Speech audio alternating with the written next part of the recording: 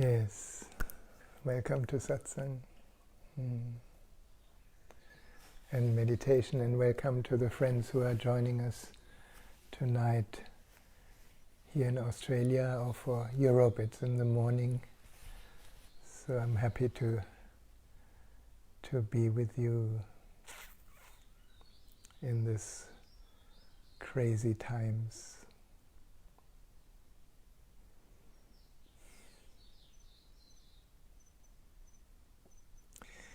I think,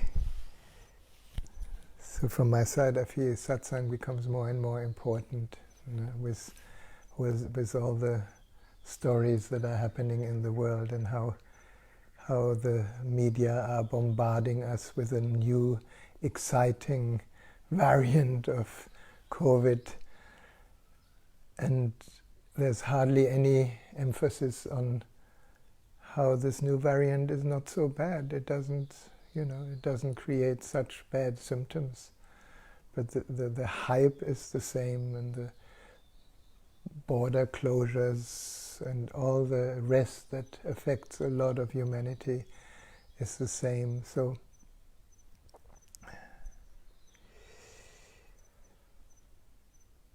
I ask myself often, how come that so few people around the world know that there is something deeper than their own mind? Isn't it astonishing? There is so much suffering, there is so many stories, and we all have our stories. And obviously, if we get COVID, and in our age, maybe we are more endangered, and then eventually the body goes. And why not, while the body is here, inquire, am I really the drama of my mind? Am I really my emotions? Am I really my story that I hang on to? And many of us hang on to so-called negative story, or challenging story, or suffering story. And it's the same at Buddha's times. Buddha found already that life is suffering. But it's not life that is suffering. Mind is suffering. And the misunderstanding that I am my mind. And of course it's scary, because this mind is constantly changing. One moment it's happy, one moment it's sad, one moment it separates itself from everything around us, and the next moment it's caught in the collective mind.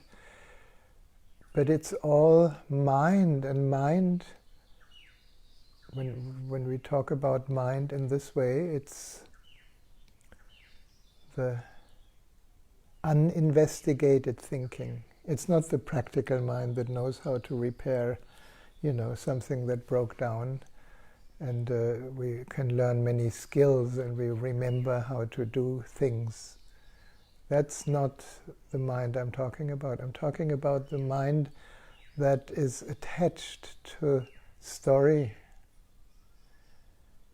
And the moment I say it, the mind may say, well, then I should reject the story. No. We don't reject a movie just because it's, challenging. We even pay for it to go to the movie. But to recognize that what I am is way beyond the content of my mind. And during everyday life, so many friends forget it. So many people that have glimpses of their true nature completely forget when it comes to the endangered physical body, when it comes to ideas what the vaccine could do, when it comes to all these more collective stories. And if you watch the wonderful drama of the news, it's an incredible, in French you say mise en scène. It's like creating a scene. Now there's something new, and now there's something that affects everyone, and it suddenly gets discovered where nobody knows where it came from. Isn't that a wonderful detective story? Isn't it where we get all kind of very much involved into how could that happen and what are we going to do about that? Well, on the physical survival level, it may be intelligent to find out what we can do about that. But unfortunately, there seems to be one collective greedy mind that is not interested in the truth, that is not interested in early treatment, for example, that is proven to work. It's interested in pumping out the vaccine. And it becomes more and more absurd because more and more people see it. But out of that, we can again create a big story and get upset and get involved and forgetting that we're watching an amazing movie and forgetting the watcher. I remember many years ago, when we were living in Pune with Osho, and his birthday is coming up soon, so Osho becomes kind of more present in our friends' minds. Somebody asked him, whether it is distracting to watch movies. And Osho was always a rebel. He said, of course, in the Buddhist ashrams, it's absolutely a no-no. But here, my people, please watch movies. And then check, are you watching yourself watching the movie? I didn't understand that at the time. No? Are you watching that you're watching? So who is the true witness? I am. Who is the true presence? I am. Who is untouched by anything that appears in this infinite field of me, of consciousness, of space?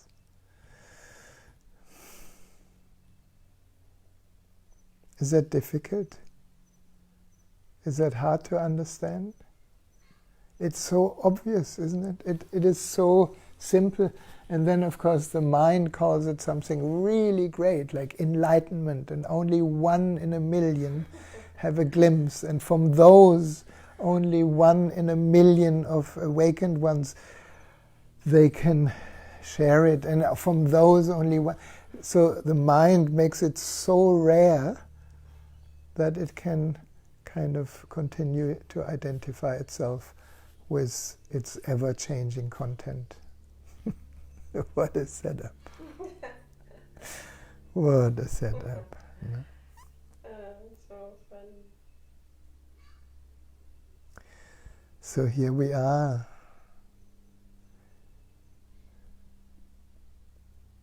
Now it has huge implications,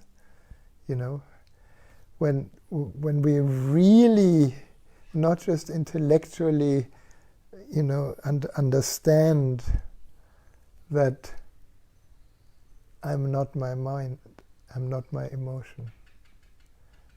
When we really understand it, it doesn't mean that the emotion needs to go away, but that is the end of poking with your knife in an illusory wound from which we have created an identity.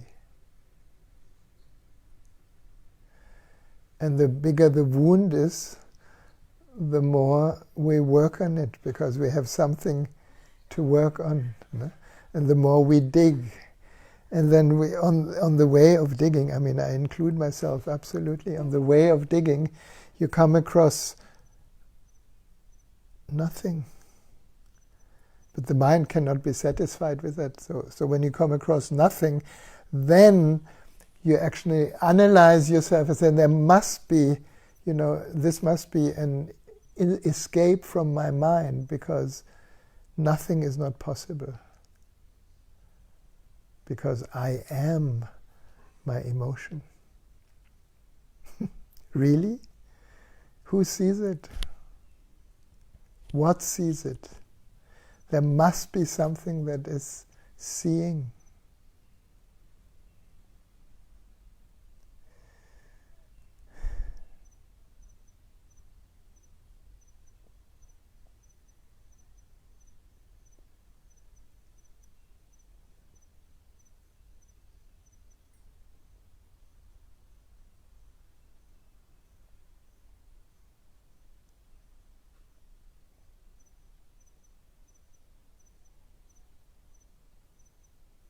And then suddenly we fall into this incredible gap.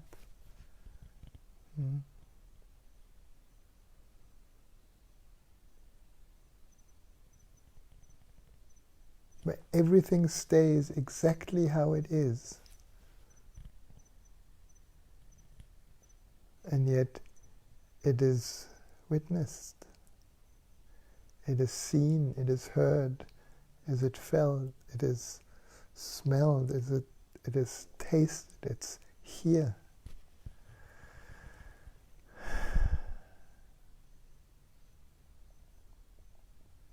And in this here-ness, the friends who are sitting here in person and the friends who are joining us online somewhere around the world, between us there is no distance. It's all held in this one indescribable or unnameable presence.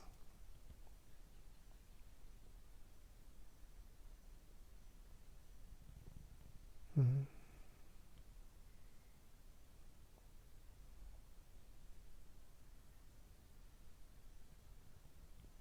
the most frustrating thing for the mind is that there is nothing to do. Like the beautiful poem of Basho, sitting silently, doing nothing, spring comes, and the grass grows by itself.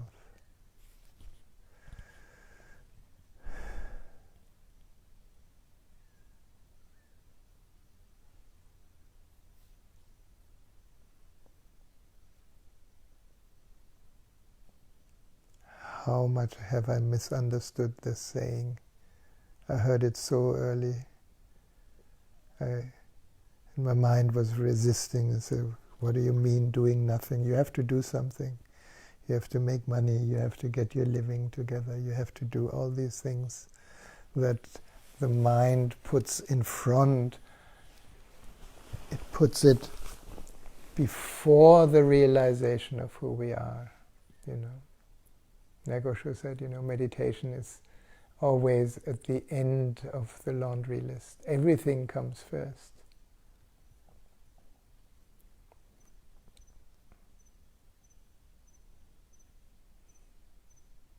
There's this ancient story which Osho has been telling a few times, so I thought maybe I need to tell it to you today as a parable for all of us.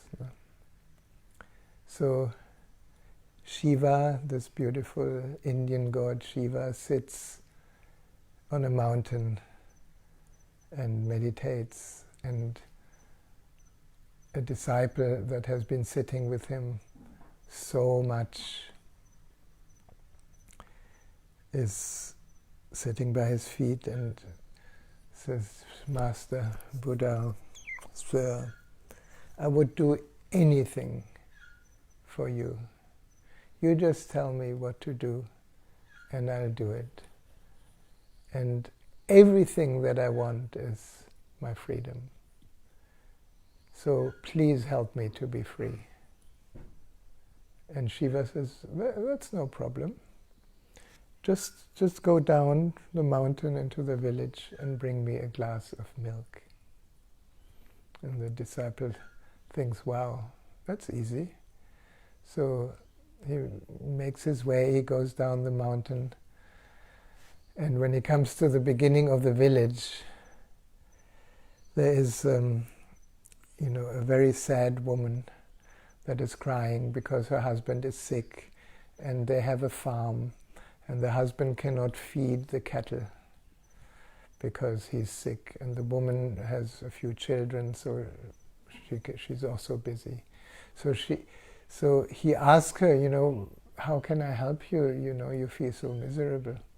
And then she tells him the whole story about the husband and the farm. And since he's a compassionate monk, he says, I will help you. So he milks the cows and takes care. And then evening comes, and he prepares a glass of milk for his master.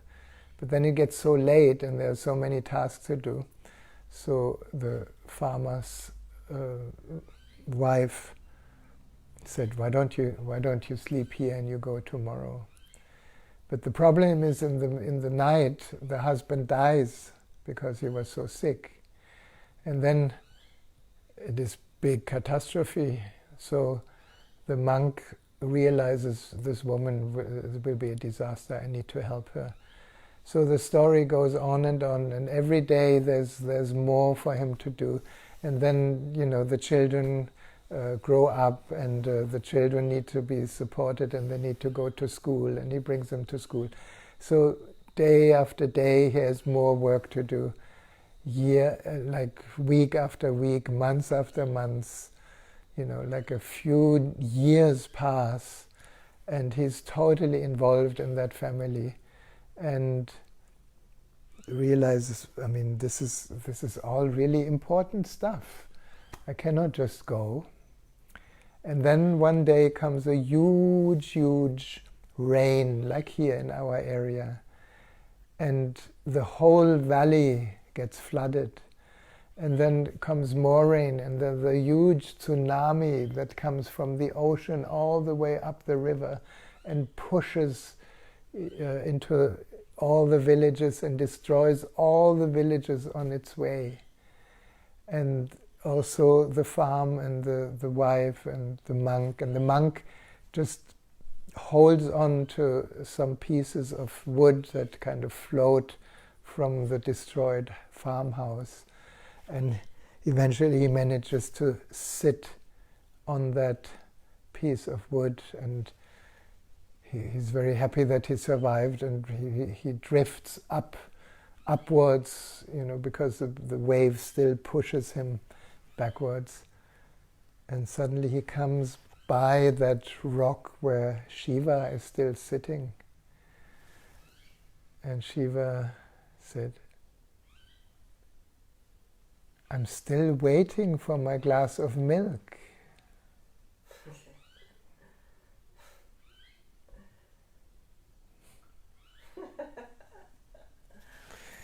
We know this one. We're all waiting. We're all waiting that somebody else brings us a glass of milk.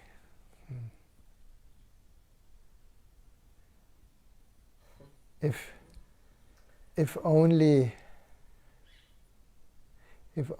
we could make our consciousness, our presence, our freedom, our true nature, the most important thing to discover in this lifetime. And if it's discovered, not to tick it off and says, yeah, what's next? But to dive deeper and deeper and deeper and disappear more and more.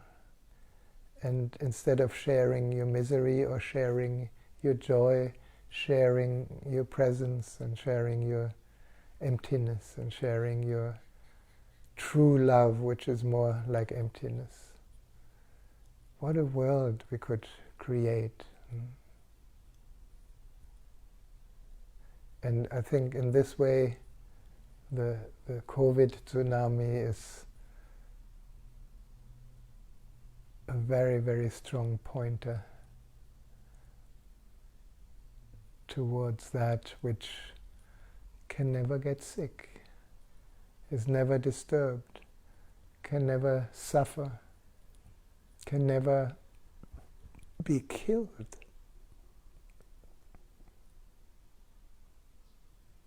That's for me why I use this structure in a way to remember.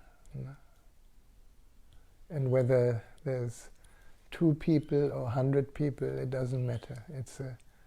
It's what matters is remembering, but remembering the way the Buddha said it already, samasati. Remember that you are consciousness, that you are never the content of consciousness. Just remember. And then, this afternoon I was tuning in a little bit what message is happening today, because I never know what's going to come. And this turquoise color came very strongly to me, the turquoise pomander. So how do we relate the turquoise to satsang, or to sharing and understanding? The turquoise is a combination of blue and green. So green is the heart. No? Green heart is kind of a doorway from the world to presence. No? When somebody is really present in the heart, we feel it as compassion. But it's not a feeling, it is an emptiness, it is a presence. No? So the heart, the green in the turquoise, reminds us of that capacity of compassion. And then the blue in the turquoise reminds us that there is a space that goes beyond belief, beyond the known, beyond that through which we define ourselves most of the time. Which means speaking or sharing from the heart, sharing communication from the heart to many people. There's a lot of sharing not from the heart but from the mind to many people, influencing masses around the world and making them afraid. So the antidote is, for me, the turquoise. Be quiet unless you can support somebody in waking up, in seeing the truth, in discovering what is real. And we can only share what we have discovered ourselves. So that's important.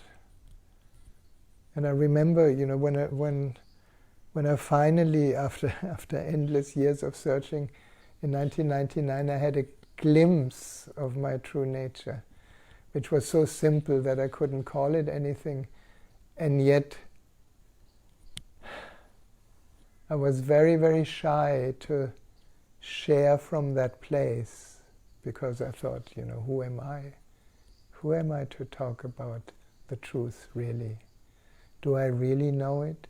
Am I not just in another illusion? Is it not just another ego trip of the seeker? So all these doubts, of course, which are also in the throat, came rushing in. And yet I just felt this is the only thing worthwhile sharing. Everything else is perhaps more misleading. So here I am many years later. Still happening. And more people actually understand it. And to call it anything, to call it enlightenment or awakening, it's much too much fireworks around the most simple recognition. that anyone, that even anyone that listens through Facebook Live can get or already got. Just pretend you didn't get it, because it's not exciting, it's not dramatic, it doesn't bring big enthusiasm, it is just simply what is.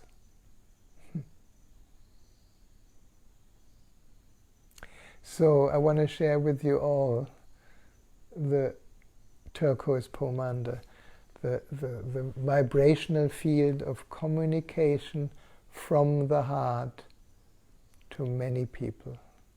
And the communication, of course, is not only through words, it's not only through gestures, it's through silence, through space, through presence, through the invisible, through the formless. Shall we try this? Could you stand up, make your left palm available?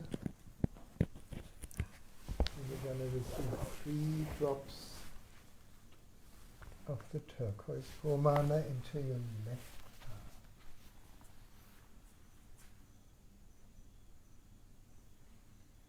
And when you receive it, close your eyes.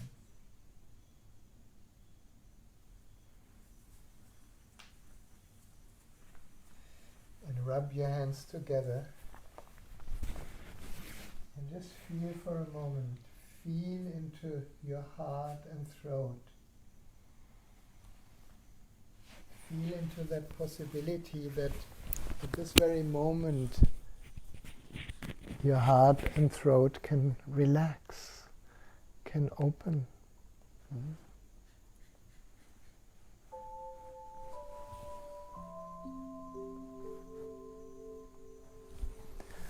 And then you can raise your arms high above the head, your palms facing outward, and imagine you can send that turquoise ray of light all around the planet Earth, out of your left hand, around the earth, back into your right hand. Symbolically, you can imagine touching all beings, because all beings have a heart. All beings have the capacity to express the truth. And feel how together we can form a net of turquoise light around the planet, touching all beings, opening the heart to presence for all beings. And then you can hold your palms above the crown, facing downward. Now imagine you're standing under a gentle shower of turquoise light. Sometimes for those of you who have been diving, when you're really deep underwater and the sunlight shines through the turquoise sea, it showers you into this incredible freshness. And then as you come closer to the energy field around your head, clearing and cleaning your aura through the back of the head, through the side, the parietals, the temples, through the forehead. And then bringing your palms together above the crown, the symbolic gesture of oneness. And with your palms together, gently moving through your third eye, here we can release all our identifications. Everything that you thought you are is only a thought. You are deeper than the thought. You are more the formless than the form. Clearing your face, clearing your throat. feeling how your fingertips can open the curtain of all our beliefs, the good beliefs, the limiting beliefs, all of them. Beliefs are thought forms through which we identify and think, this is me. Remember the famous philosopher that said, I think, therefore I am. That is a big misunderstanding. I am aware of thinking, therefore I am awareness. That's the newer version, the awakened version. So as you open the curtain of your beliefs, you're open to the unknown. You're open to the empty unknown. And from here, in the throat, all that creative energy that arises from the empty center can find expression through the throat and can embody things into this physical world. And then you can continue and clear the energy around your shoulders and arms. And clearing the outer layers of your heart. Here you can draw aside the curtain of all your ideals. Ideals are thoughts about the future, hopes. Ideals carry all the shoulds, how we should be, in their shadow, how we should not be. And behind the should and should not is what is, the heart. What is. The moment all division here disappears, all rejection disappears, all interpretation disappears, the heart is innocently open. And perhaps you can touch your heart for a moment. Allow your hands to rest over your heart, absorbing that vibration of the turquoise ray deep in the silence of the heart.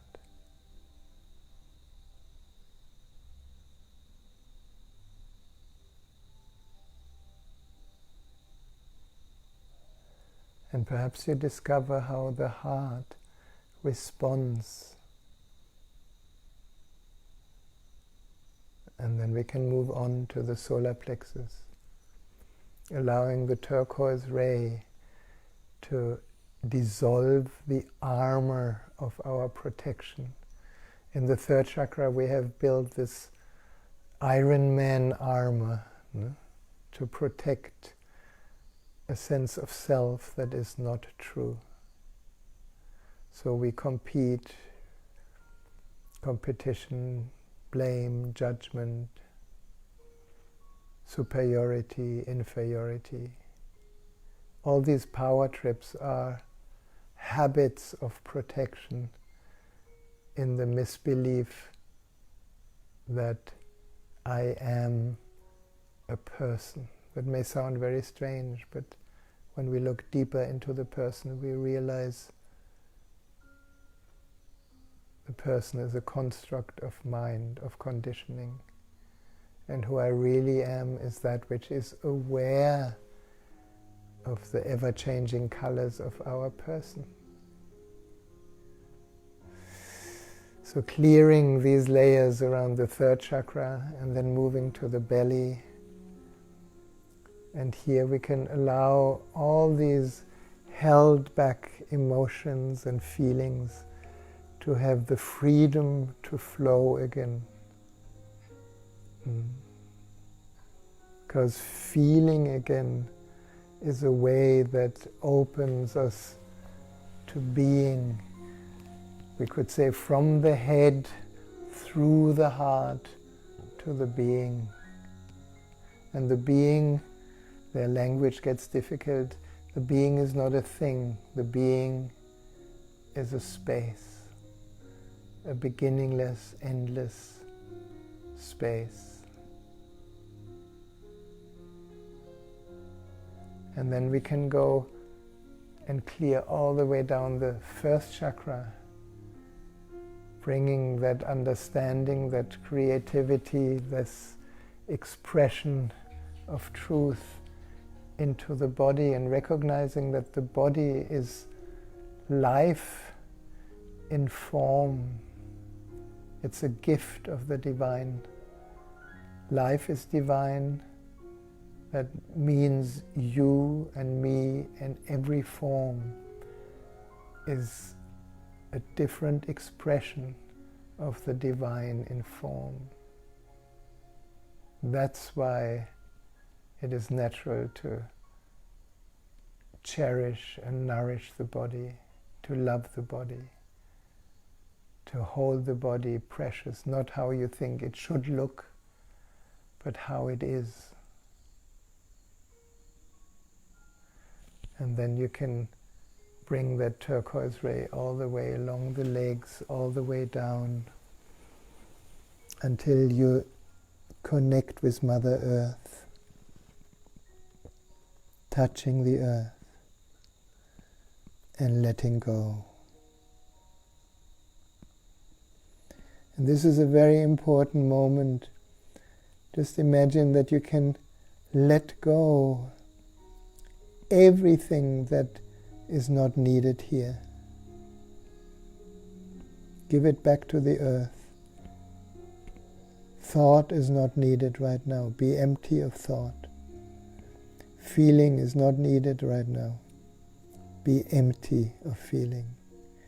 Let it all be given to the earth. Whatever form life has taken, for a moment, give it back to Mother Earth. That's where we come from. So for a moment we are empty. Empty, empty, empty, empty.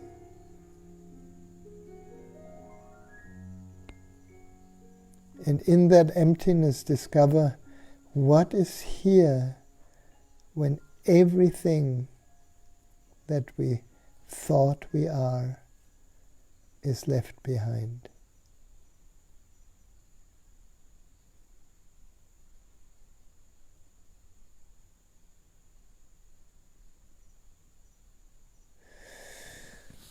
And then as you gently come up, imagine that turquoise ray rise inside your body, through your legs, through your pelvis, through your belly, through your chest, all the way up. So for a moment you are a turquoise being of light. And then you can bring your palms close to your nostrils, cupping them, and breathing in the fragrance, 3 deep breaths of the vibration deep into the temple of the body.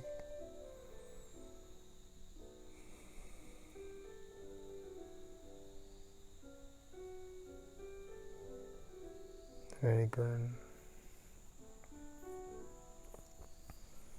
And then we can sit.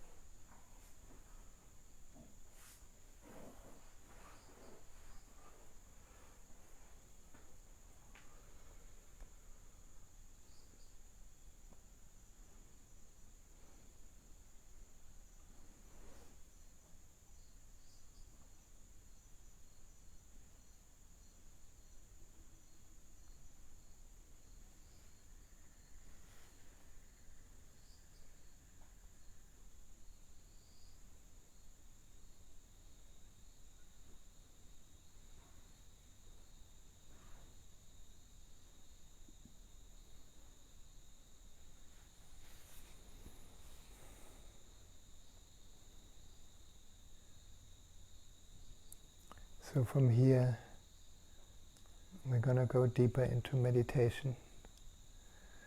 And as consciousness is somehow often connected to light, to clarity, to seeing. I want to dedicate the light of the candle today to the remembering of our inner light, of that which is aware of all experience.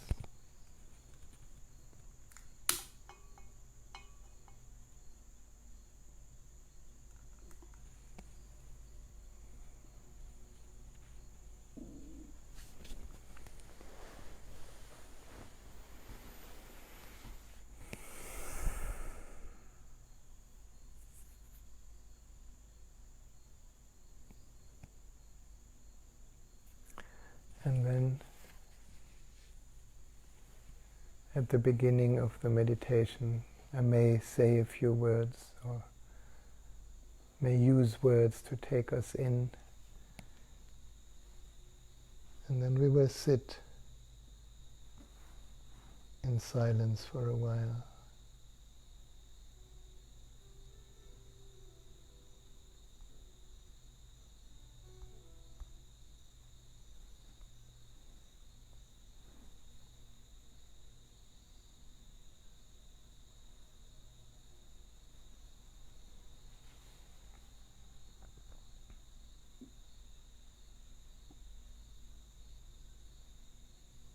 Just allowing the body to be still.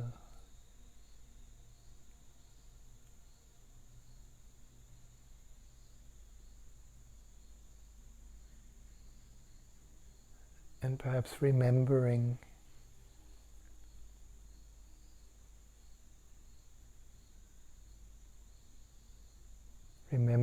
to bring your attention to the formless from which every form arises. So as we're sitting here, there are many things happening that we can define or describe through the mind. There's breathing happening. There's the body happening sitting here. Perhaps we have a feeling in our heart or in our belly. Perhaps there are body sensations that we are aware of.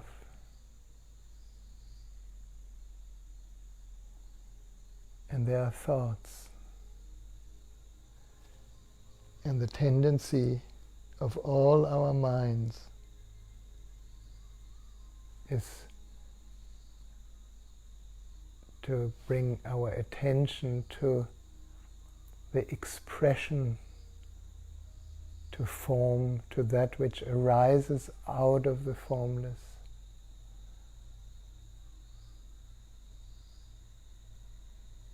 And in this meditation, perhaps we can bring our relaxed attention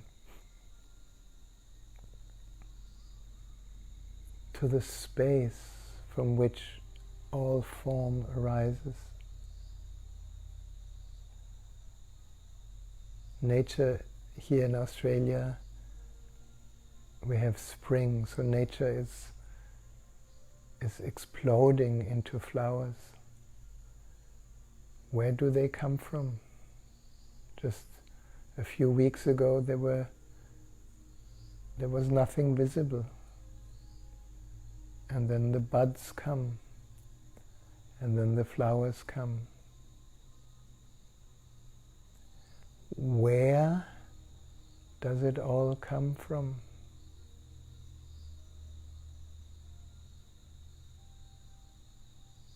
It comes originally from the formless, from no thing. And the formless in the human mind has gotten many, many definitions, many names. We call it God, we call it consciousness, we call it presence, Buddha nature. Because mind can only define itself through objects.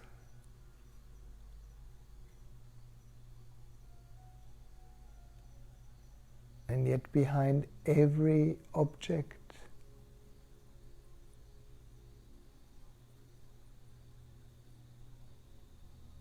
is that creative force of the universe,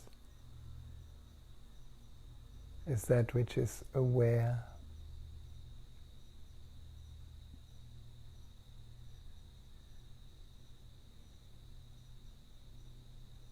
What we have learned many, many times is wherever our attention goes is where our energy flows. So today, whenever we appear to have a choice,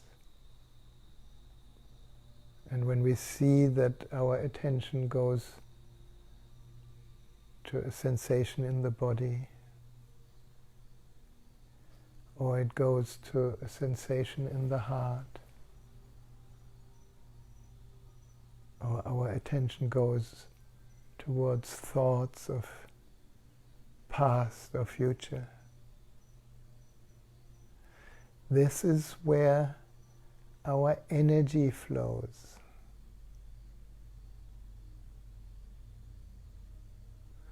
This is, in a way,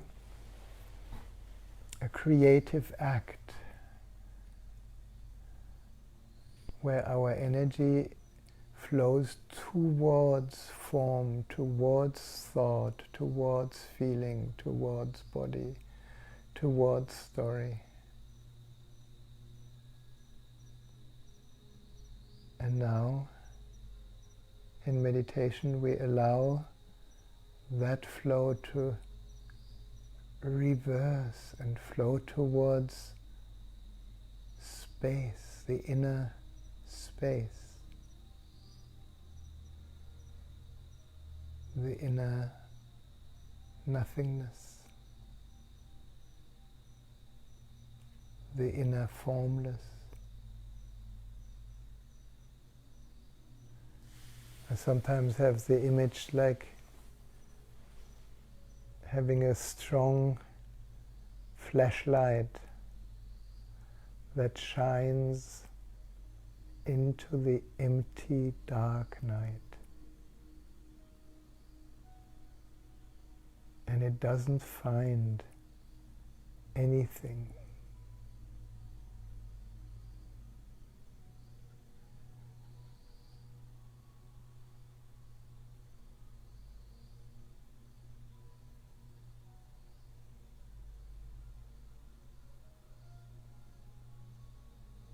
Rest here for a while. And perhaps we continue to be aware that even though the source of every appearance is empty,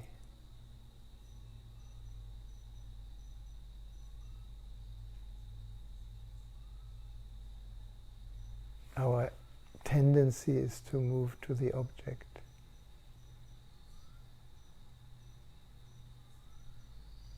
And right now, whenever we remember, we turn in towards that mystery, that mystery of simply being.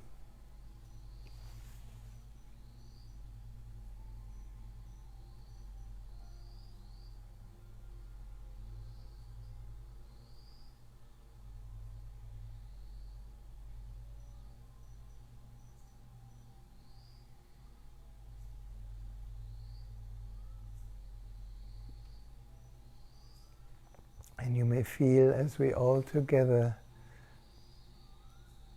move deeper into meditation, that we naturally are more silent.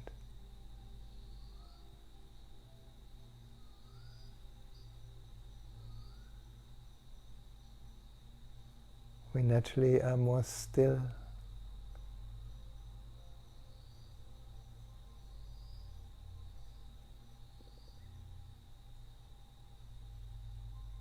Perhaps we find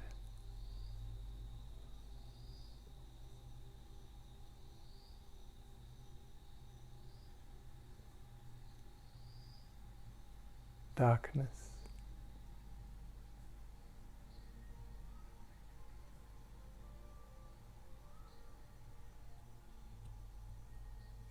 Perhaps we find that naturally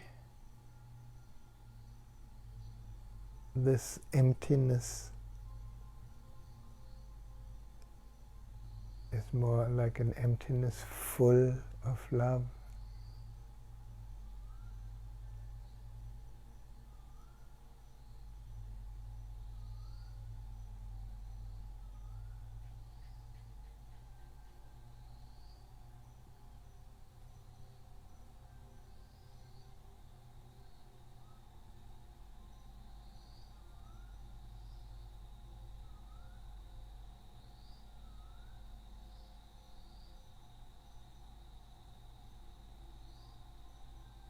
Rest here for a while. I'm going to sit about 20 minutes. And whatever arises, let it be welcome in the infinity of our true nature.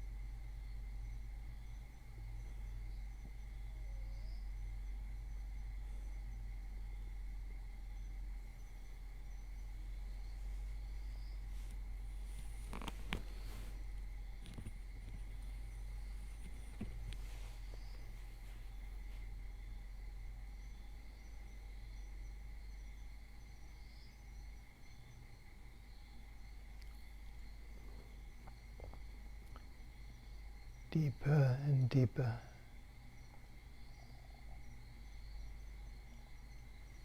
Without any fear, go in.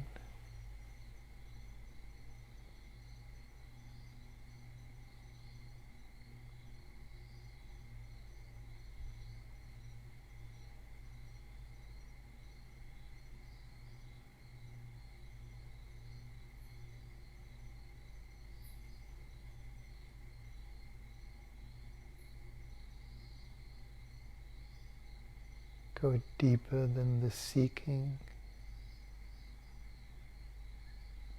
Go deeper than any feeling.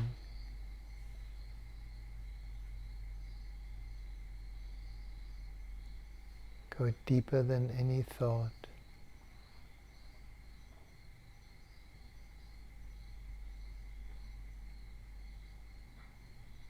And feel this subtle field of joy we share all around the world.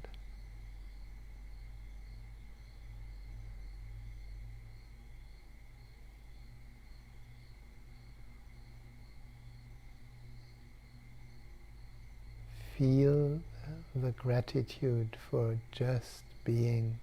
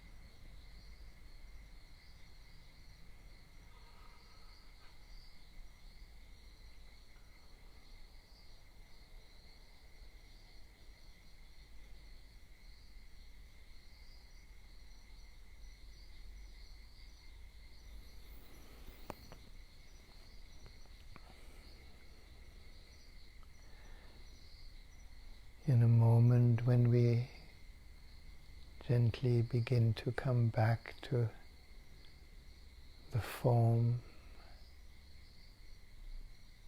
Bring with you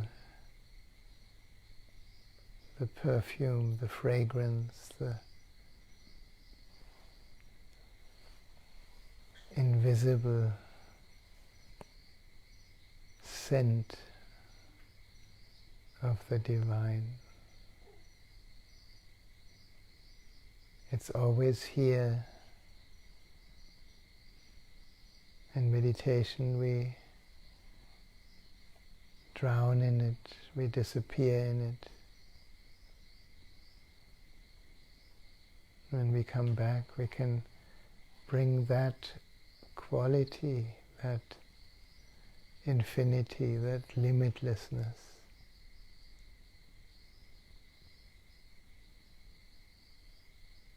back into the limited body-mind.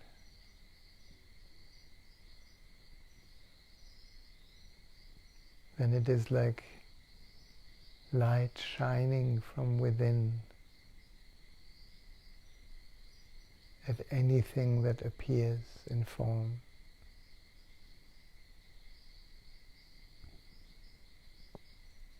So we can take a deeper breath now.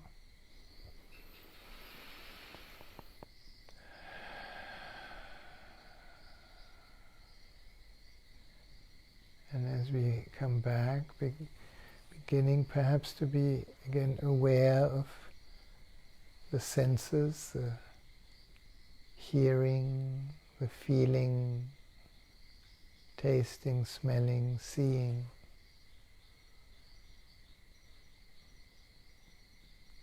Until you find a good moment to allow the eyes to open. And when the eyes open, just get a sense what it could mean, rather than looking out into objects.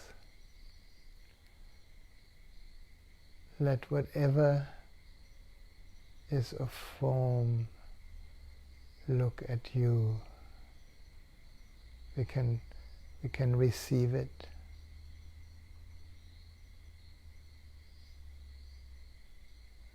So you can gently allow your eyes to open.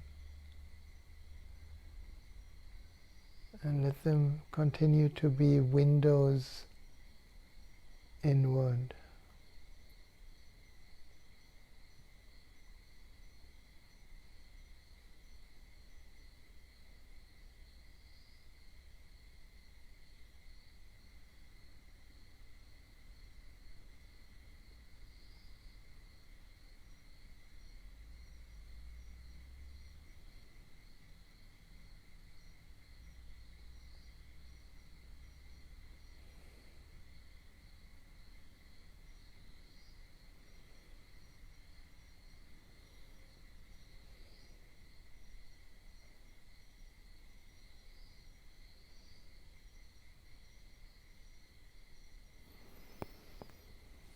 Very good. And another deep breath. Maybe a little stretch back into the body.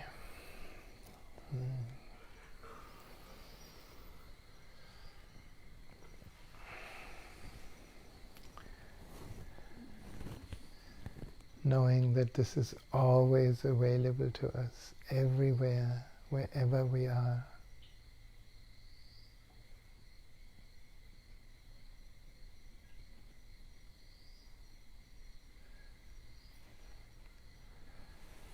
So today our friend Steve is not here, so he cannot read your questions. But if I come a little closer, if you have a question, you can write it now, and maybe I can read it. Or if you have any comment,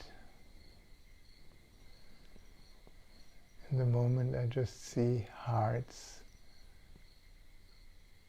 floating.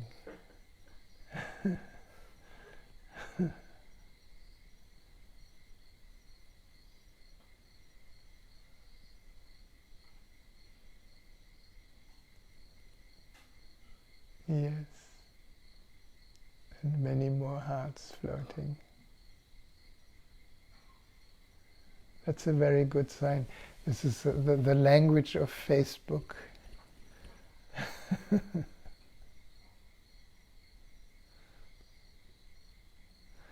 So I wish you a wonderful rest of the day for those of you where the day begins. And for us here, a wonderful rest of the evening. And just remember,